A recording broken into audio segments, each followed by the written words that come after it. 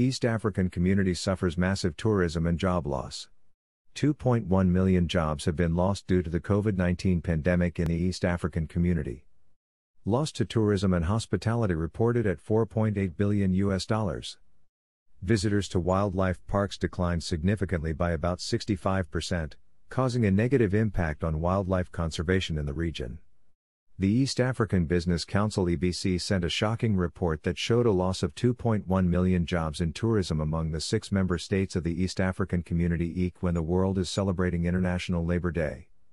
EAC member states are Tanzania, Kenya, Uganda, Rwanda, Burundi, and South Sudan.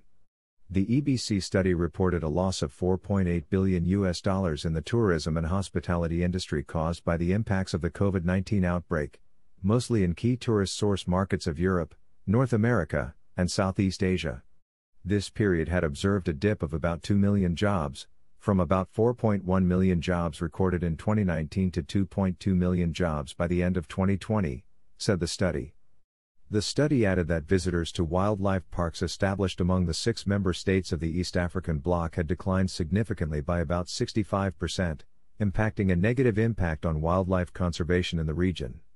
From March 2020, when the first cases of COVID-19 were reported in the EAC region, 4.2 million foreign tourists were unable to travel to their preferred safari destinations in East Africa.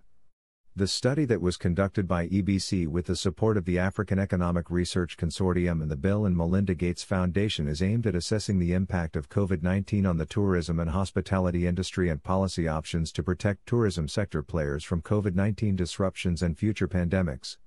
The impact is reflected in massive reductions in international tourist arrivals, receipts, jobs, visitors to parks, and hotel occupancy rates, said the study. The study reveals that hotels in the region registered average occupancy rates of below 30%, affecting their operations significantly, including maintaining staff. It recommends for tourism destinations to have pandemic preparedness and risk management plans to minimize such instances in the future. The study shows that tourism, which contributed an average of 9.5% in gross domestic product (GDP) in 2019 and an average of 17.2% to EAC total exports, was one of the most affected business sectors in the region. The report indicates that businesses turned to borrowing as the only means to fund their running expenditures such as rent and utilities due to reduced operational capital, while the loss of jobs saw a decline in household incomes, as EBC Vice Chairman Mr. Dennis Carrera noted that the study will contribute to developing macroeconomic policy options for consideration and adoption by EAC partner states.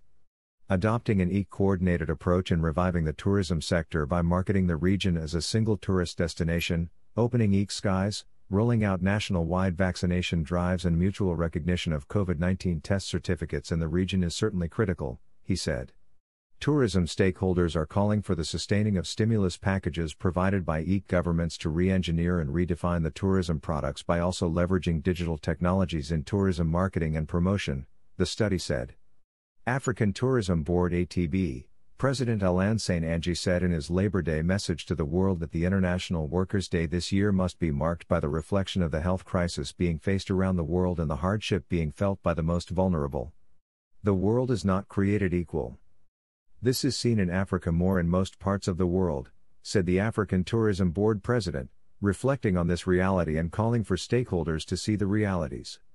We know that Africa, and the world at large for that matter, continues to be ravaged by the effects of COVID-19, which has resulted in serious job losses.